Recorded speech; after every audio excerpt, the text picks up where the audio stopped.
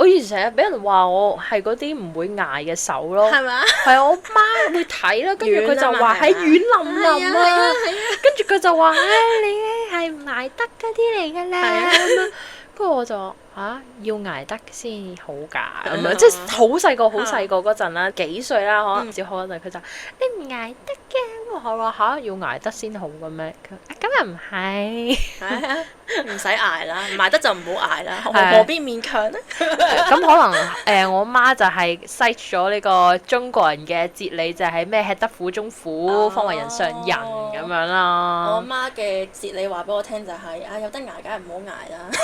真心啊，真心啊，我超同意咯。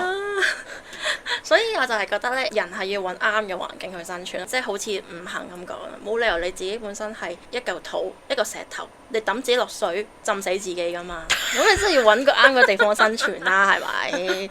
即係天賦同埋短處呢樣嘢係同時要去揾，你先至去知道邊一個環境係最啱自己咯。